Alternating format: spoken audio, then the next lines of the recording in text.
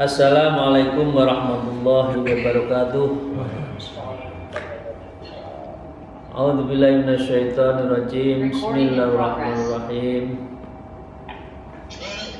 Bismillah, alhamdulillah, wassalatu wassalamu ala rasulillah wa ala alihi wa sahbihi wa mawalah, la khawla wa la quwata illa billah, amma ba'du.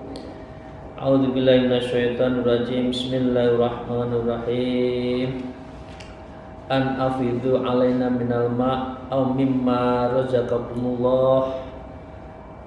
Wa qala Allah aidan ya ayyuhalladzina amanu taqullaha wa kunu ma'as shadiqin, amma ba'da. Para salikin, sahabat, para jamaah dan seluruh peserta ngaji kolbu, semoga kita senantiasa mendapatkan ridho, berkah dan maunah dari Allah Subhanahu wa taala. Amin ya rabbal alamin. Dan untuk itu mari kita bersyukur atas semua nikmatnya yang tidak pernah kita mampu menghitungnya. Biqauli alhamdulillahirabbil alamin. Sholawat serta salam semoga tetap terlimpahkan kepada junjungan kita Nabi Agung Nabi Muhammad Rasulullah sallallahu alaihi wasallam, biqauli Allahumma sholli wa sallim wa barik alaihi. Sahabat dan para jamaah semuanya, para kolega, mari kita meneruskan ngaji kitab Ayyuhal Walad, kitab yang memberikan arahan dari Imam Ghazali terhadap membangun hati, membersihkan jiwa dan membeningkan mata hati. Dan ini menjadi bagian yang sangat penting dalam hidup kita sebagai bekal nanti di yaumil akhir. Dari apa yang kita kaji pada minggu lalu, ada satu cerita ketika Imam Hasan Al-Basri menceritakan dirinya meminum air dan airnya jatuh di dalam satu kekejap mata dalam kefanaan beliau. Kemudian beliau berdialog dengan antara orang yang ahli surga, ahli jannah dan ahlul annar. Nah, salah satunya betapa sedihnya di alam neraka, tapi betapa bahagianya di surga. Sehingga terjadi dialog an afidhu alaina minal ma' au mimma razaqakumullah. Wahai penghuni surga, limpahkanlah rezekimu sedikit saja buat saya dan beberapa rezekimu kepadaku. Mengapa orang masuk surga dan masuk neraka? Ya tentu semua dihubungkan dengan amal ibadahnya di ketika tidurnya. Dan beberapa amalannya, salah satunya adalah kemarin seseorang yang hidupnya berjuang, hidupnya untuk beramal kebaikan, seorang itu kalau meninggal aras itu bergoncang. Seperti diceritakan, itu adalah Sa'ad ibnu Mu'ad ketika meninggal, bumi itu aras itu bergoncang menunggu kedatangan orang-orang pilihan yang beliau adalah pejuang dan seluruh hidupnya diperuntukkan untuk agama dan amal-amal baik.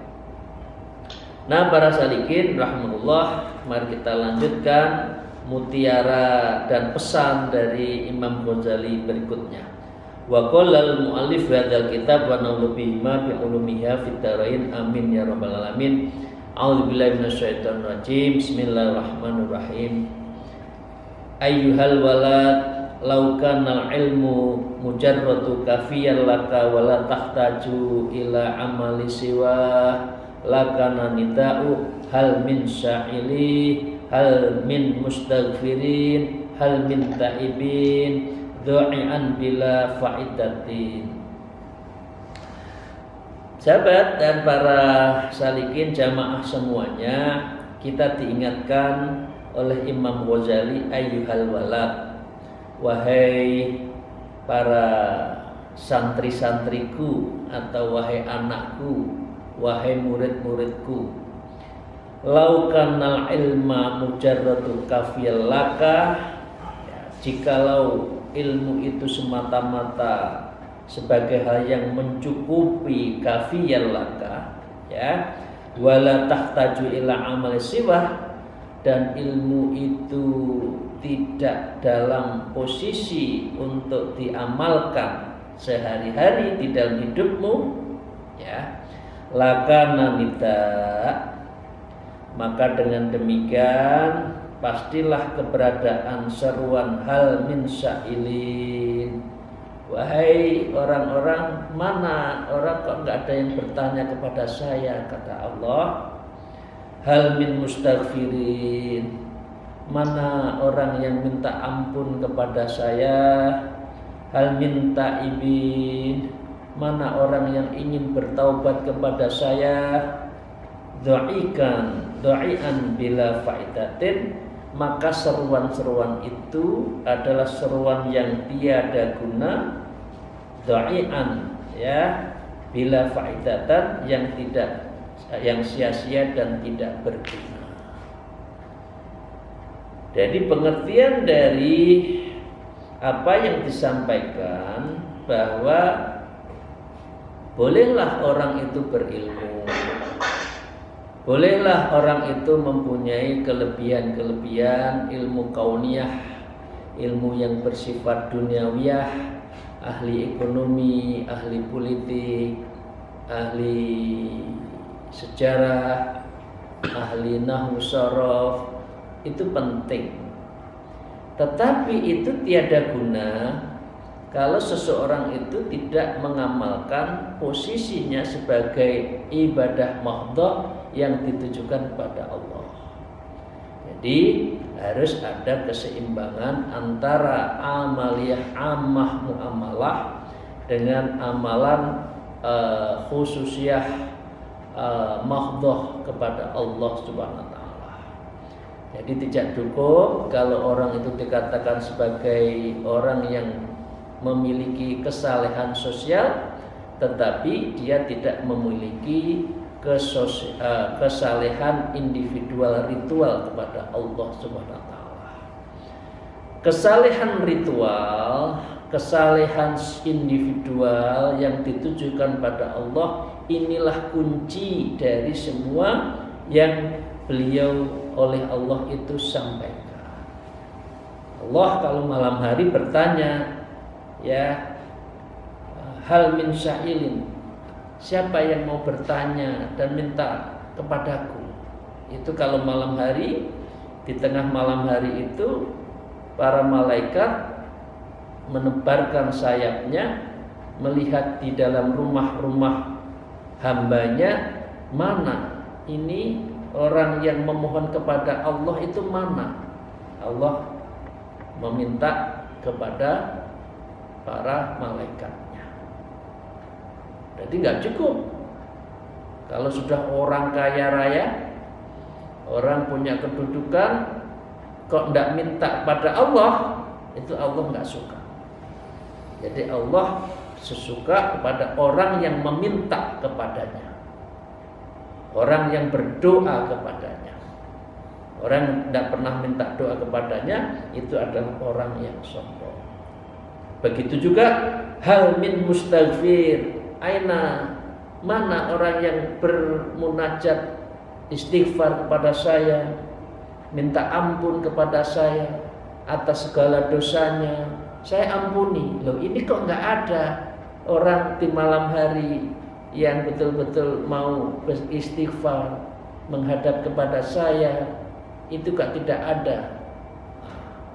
Ini para salikin yang saya katakan, ini penting, tidak cukup hanya dalam posisi kesalehan individual, tetapi juga harus dalam posisi kesalehan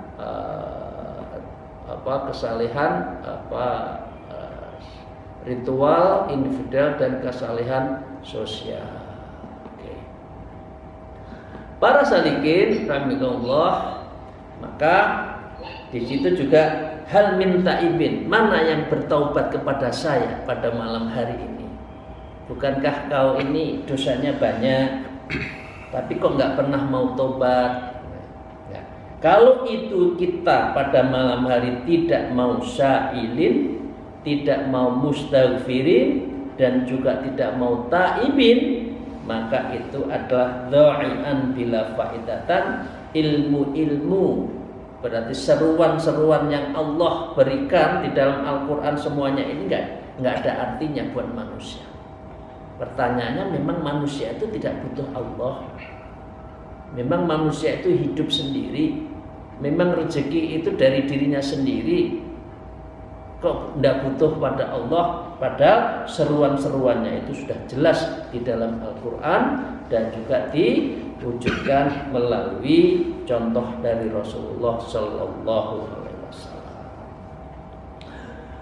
Saya lanjutkan. Waruwiya anna jama'atan minas sahabati radhiyallahu anhu alaihim ajma'in dzakaru Abdullah ibn Umar radhiyallahu anhuma inda Rasulullah sallallahu alaihi wasallam faqala nikmar rajulu huwa law kana yusalli bil lail.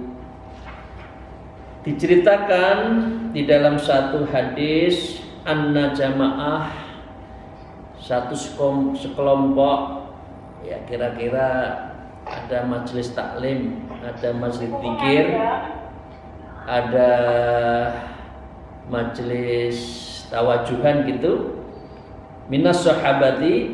Ini diceritakan sesama sahabat, ya, dan waktu itu Rasulullah ada di tempat itu.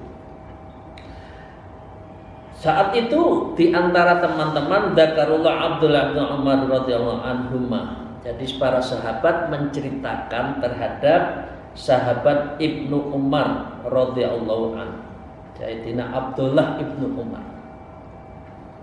Ya, terhadap siapa sih Abdullah Ibnu Umar?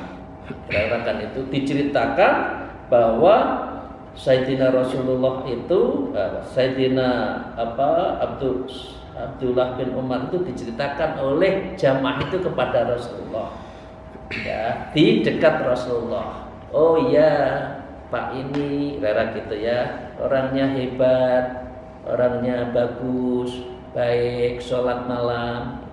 Nah, di situ adalah Rasulullah bersabda. Faqalah, maka bersabda Rasulullah, nikmar rajul huwa law kana yusalli bil-lail. Sebaik-baik seseorang itu, ya benar, Sayyidina Abdullah Ibnu Umar itu benar, dia adalah orang yang terbaik, dia adalah sebaik-baik orang. Mengapa? Law kana yusalli bil-lail. Maka dengan demikian Rasulullah itu menceritakan, selain sahabat-sahabatnya menceritakan kebaikan Sayyidina Abdullah Ibnu Umar, Rasulullah juga mengatakan, iya benar, laukan yusalli bil lail, karena Sayyidina Abdullah Ibnu Umar itu adalah lelaki yang setiap malam sholat. Nah, maka semenjak itu Sayyidina Abdullah bin Umar yang tidur di malam hari kecuali sedikit, dan dia selalu sholat malam. Jadi para salikin, sebaik-baik manusia itu adalah orang yang mendawamkan sholat. Sebaik-baik sesempurnanya manusia itu adalah yang menyempatkan diri untuk sholat malam. Mengapa? Karena sholat malam inilah saat-saat yang tepat untuk kita mendekatkan diri kepada Allah.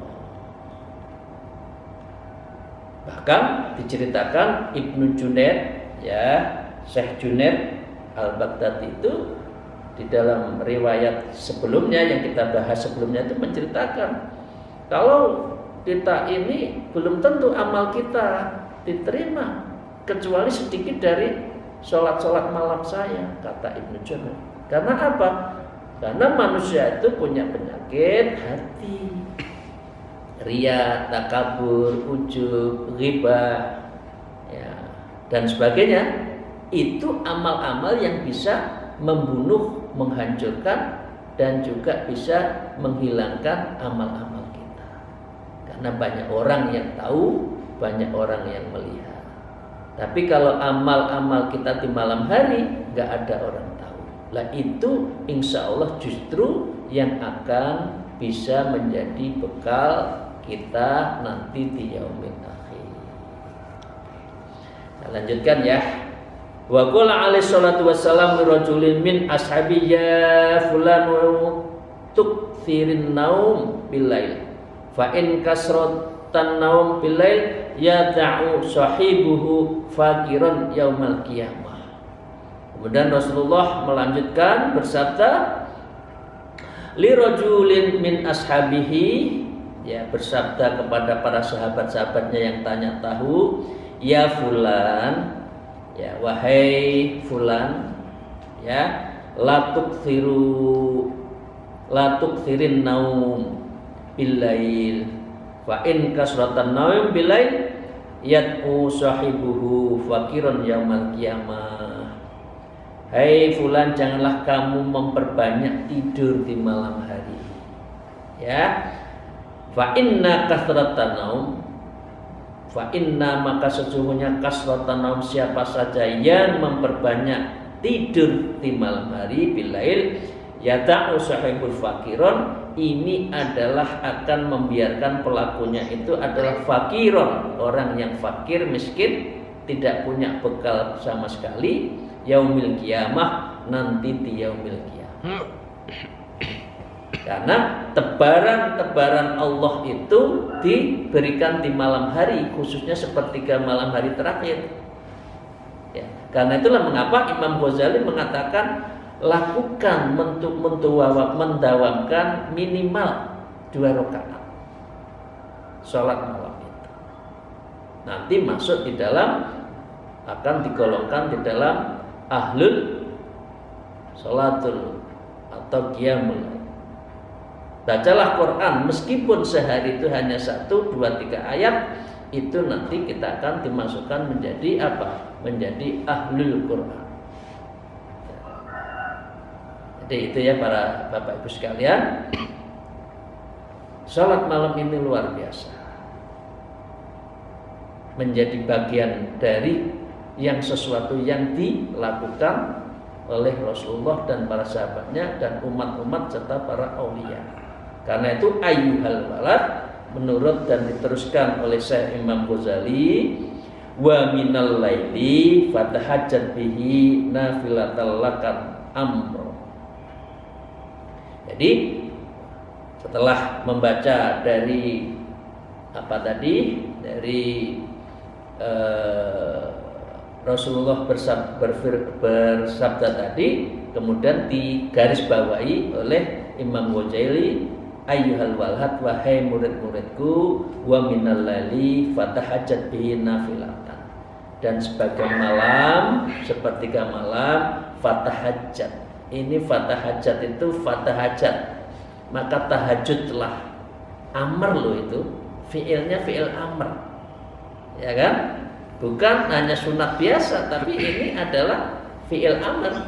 Ya da'u sahib nafilatan, agar kamu itu mendapatkan tambahan laka kepadamu. Allah memberikan, menebarkan semua itu akan di tengah malam itu. Orang yang mengatakan hal min sa'ilin doa mutajab, hal min mustaghfirin istighfar diampuni, Hal min ta'ibin, orang yang bertobat diampuni malam hari. Karena itu ini fiilnya fiil amr, fatahajjat. Ya, kita diminta tahajud di malam hari. Nah, orang yang suka tahajud itu di dalam hadis juga disebutkan orang ini termasuk da'bus sholihin. Jadi orang yang masuk golongan pekerjaan orang soleh. Dan da'bus sholihin ini nanti justru dipanggil oleh surga. Mana penghuni saya kok belum datang? Si A, si B, ayo masuk. Nah, karena apa? Karena memang amalan-amalannya di malam hari. Memang berat, Bapak Ibu sekalian, sholat di malam hari. Ya. Karena itu Imam Hasan Bisri mengatakan orang yang sulit bangun malam hari, khususnya sepertiga malam hari itu, beliau menceritakan dua hal. Satu, ada dosa yang belum diampuni, kita tidak tahu atau kita tidak mau untuk bertaubat dan minta maaf, ya kan? Oke. Atau yang kedua, ada makanan-makanan yang masuk di dalam diri kita sehingga itu mempengaruhi dari kebersihan jiwa dan hati kita, sehingga kalau malam hari itu beratnya bukan main untuk bangun. Mungkin bangun tapi hanya ke kamar mandi, habis ke kamar mandi masuk lagi di tempat tidur, AC-nya ditambah lebih dingin, selimutnya lebih tebal, akhirnya lupa sholat subuh. Ini yang banyak kira-kira masih seperti itu. Ya. Wabil iskarihum yastaghfirun, maka itu juga selain tadi di surat Al-Isra 79, maka di surat Ad-Dzariyat di ayat 18 juga disebutkan wabil asharihum yastaghfirun, dan di akhir-akhir malam sahur ya mereka mohon ampun. Nah, orang yang minta ampun itulah syukurnya seseorang. Wabil asharihum yastaghfirun bil makna syukrun. Orang yang bersyukur itu berarti orang yang minta ampun, bukan orang yang hanya berfoya-foya dikasih jabatan kemudian lupa pada ibadah, gitu ya. Wal mustaghfirina bil ashar, juga di dalam surat Al-Imran disebutkan, dan memohon ampunlah kau di waktu sahur. Wal mustaghfirina bil ashar, waktu sahur itu adalah zikron. Jadi sholat malam itu berfungsi untuk ta'ibin, syukrin, zikron, ya, dan juga mustaghfirin adalah orang yang bermohon ampun. Jadi fungsi sholat malam itu sangat luar biasa. Ya. Wa qala alaihi salatu wassalam thalathatu aswatin yuhibbuhallahu ta'ala, sautun tiki wa sautul ladzi yuqra'ul Qur'an wa sautul mustaghfirina bil ashar. Rasulullah bersabda, 3 suara yang paling disukai, thalathatu aswat yuhibbuhallahu ta'ala, yang paling disukai oleh Allah subhanahu wa ta'ala. Apa? Yang pertama adalah sautul tiki. Jadi suara kokok jago di pagi hari ini. Di pagi hari sekitar jam 4, ya jam setengah 4, jago itu sudah peluru, sudah berzikir pada Allah, sudah merasakan rasa syukur pada Allah. Kita kebanyakan manusia jam 3, jam 4 masih tidur. Para binatang khususnya jago itu sudah berzikir, peluru berkali-kali itu zikir, ya. Wasautul ladzi yuqra'ul Qur'an, dan juga kedengaran dari suara yang membaca Quran. Allah sangat benar, sangat senang sekali. Dan yang ketiga adalah wasautul mustaghfirina bil ashar, dan orang yang memohon ampun di waktu sahur. Bapak Ibu sekalian ya, itulah ciri dan orang yang paling disukai oleh Allah itu adalah orang yang apa? yaitu sholli bil lail wal mustaghfirina bil ashar. Jadi orang yang sholat di malam hari dan orang yang minta ampun di waktu sahur. Qala Sufyan Tsauri rahmatullahi taala innallaha tabaraka wa taala khalaqa rihan tahubbu bil ashar. Imam Sufyan Tsauri juga mengatakan radhiyallahu an, ya sesungguhnya Allah tabaraka wa taala telah menciptakan angin yang berhembus di waktu sahur. Coba Bapak mau ke masjid kira-kira jam 3:30, kira-kira anginnya itu enak nggak sepoi-sepoi? Itu sangat indah. Sambil jalan ke masjid ya, sambil ke kamar mandi ya, ada sepoi-sepoi. Itulah keberasaan Allah menurut Imam Sufyan Tsauri ketika jam-jam itu. Jadi nggak masuk angin kalau jam segitu, karena ini adalah angin yang paling indah. Tahmilul adhkar wal istighfar ilal malikil jabbar.